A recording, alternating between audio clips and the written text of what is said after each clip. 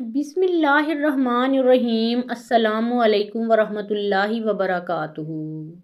ہم سب کے پیارے آقا محمد رسول اللہ صلی اللہ علیہ وآلہ وسلم نے اپنی دعاؤں میں دجال کے فتنہ سے بہت پناہ مانگی ہے، اور حدیث پاک میں آتا ہے کہ اس سے بڑھ کر کوئی اور فتنہ نہیں، لہٰذا آپ بھی اس کی عجیب و غریب تفصیل سنیے اور اس عظیم فتنہ سے اللہ کی پناہ مانگیے۔ اس ضمن میں جو احادیث وارد ہیں ان میں سے ایک صحیح اور جامع حدیث کا ترجمہ ناظرین کے لیے پیش کیا جاتا ہے۔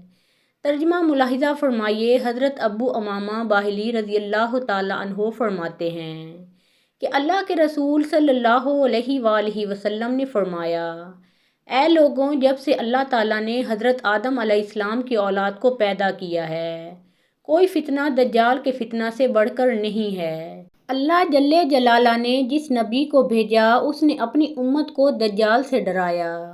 میں آخری نبی ہوں اور تم آخری امت ہو، وہ لا محالہ تمہاری طرف خروج کرے گا۔ اگر اس کے خروج کے وقت میں تمہارے درمیان موجود ہوا تو میں ہر مسلمان کی طرف سے اس کے سامنے حجت پیش کروں گا، اور اگر اس کا خروج میرے بعد ہوا تو ہر آدمی خود اپنی حجت پیش کرے گا، اور میں ہر مسلمان کے لیے اللہ کو مددگار کیے جا رہا ہوں۔ دجال شام اور عراق کے درمیان ایک شگاف میں سے نکلے گا اور دائیں بائیں فساد بپا کرے گا۔ اے اللہ کے بندوں، اے لوگوں، ثابت قدم رہنا۔ میں تمہارے لیے اس کی ایسی علامات بیان کروں گا جو مجھ سے پہلے کسی نبی نے بیان نہیں کی ہوں گی۔ وہ کہے گا، میں تمہارا رب ہوں۔ دیکھو، تم اپنے رب کو مرنے کے بعد ہی دیکھ سکو گے۔ وہ کانا ہے مگر تمہارا رب یک چشم نہیں ہے۔ دجال کی دونوں آنکھوں کے درمیان لفظ کافر لکھا ہوگا۔ اس کو ہر پڑھا لکھا اور ان پڑھ مومن پڑھ سکے گا۔ دجال کا ایک فتنہ یہ ہے کہ اس کے پاس جنت بھی ہوگی اور دوزخ بھی ہوگی۔ اس کی جنت اصل میں دوزخ ہے اور اس کی دوزخ اصل میں جنت ہے۔ جو اس کی آگ کی آزمائش میں پڑے وہ اللہ کی پناہ مانگے اور سورہ کہف کی ابتدائی آیات پڑھے۔ اللہ تعالیٰ اس بندے کے لیے وہ آگ اس طرح ٹھنڈی اور سلامتی والی بنا دے گا جس طرح حضرت ابراہیم علیہ السلام کے لیے اللہ تعالیٰ نے آگ کو سلامتی اور ٹھنڈک والا بنا دیا تھا۔ اس کا ایک فتنہ یہ ہے کہ وہ بدو عرب دیہاتی سے کہے گا کہ اگر میں تمہارے ماں باپ کو زندہ کر دوں تو کیا تم میرے رب ہونے کی گواہی دو گے؟ وہ کہے گا ہاں، پھر وہ شیطان کو اس کے ماں باپ کی صورت میں اس کے سامنے کھڑا کر دے گا۔ وہ کہیں گے، اے ہمارے بیٹے، اس کی پیروی کرو، یہ تمہارا رب ہے۔ ایک فتنہ اس کا یہ ہوگا کہ وہ کسی انسان پر قابو پا کر اس کو قتل کر دے گا، پھر اسے آرے سے 2 حصوں میں چیر ڈالے گا۔ پھر وہ لوگوں سے کہے گا، اس بندے کی طرف دیکھو، میں اسے دوبارہ زندہ کر دوں گا۔ چنانچہ اللہ اسے دوبارہ زندہ کر دے گا اور وہ خبیث اسے کہے گا، تمہارا رب کون ہے؟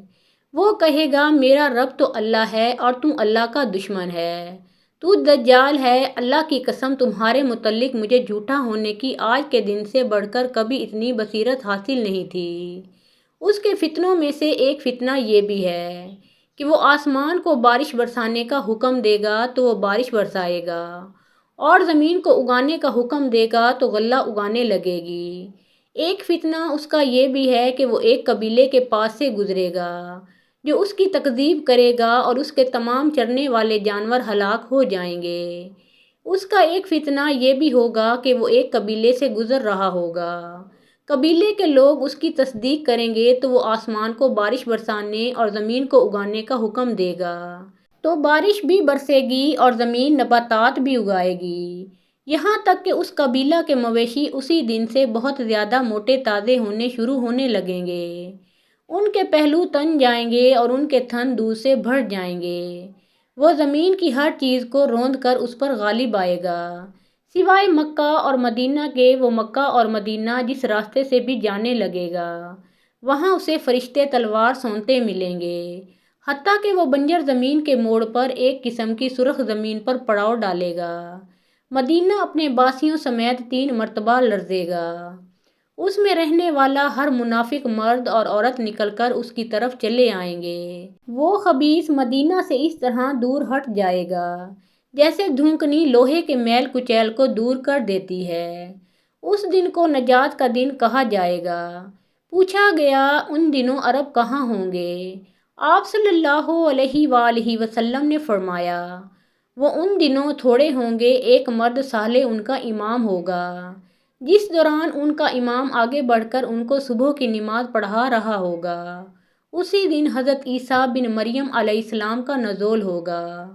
وہ امام الٹے پاؤں پیچھے ہٹ جائے گا تاکہ حضرت عیسیٰ علیہ السلام آگے ہوں اور نماز پڑھائیں۔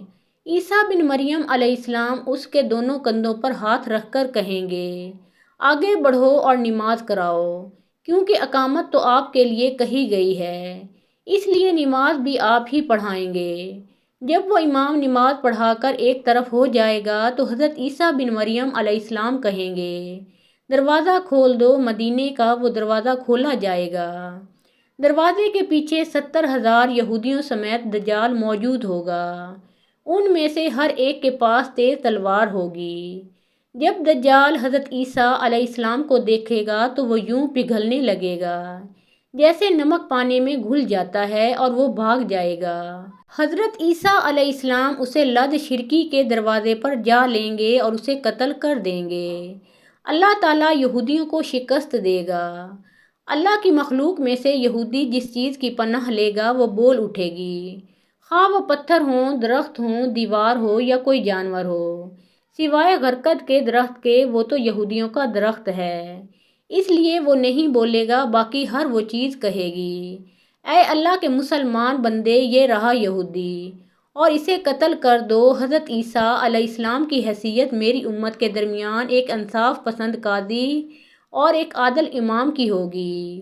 وہ صلیب توڑ دیں گے، خنزیر کو قتل کر ڈالیں گے، جزیہ کو ساقط کر دیں گے، زکوٰۃ معاف کر دیں گے، وہ کینہ اور بغض کو ختم کر دیں گے، وہ ہر گرم چیز کی گرمی کو نکال پھینکیں گے، یہاں تک کہ بچہ سانپ کے بل میں اپنا ہاتھ ڈالے گا تو وہ اسے کوئی نقصان نہ پہنچا سکے گا۔ ایک بچی شیر کو تکلیف پہنچائے گی مگر وہ اسے ضرر نہ پہنچا سکے گا۔ بھیڑیا بھیڑیوں کی کتے کی مانند رکھوالی کرے گا۔ دنیا امن اور چین اس طرح بھر جائے گی جیسے برتن پانی سے بھر جاتا ہے۔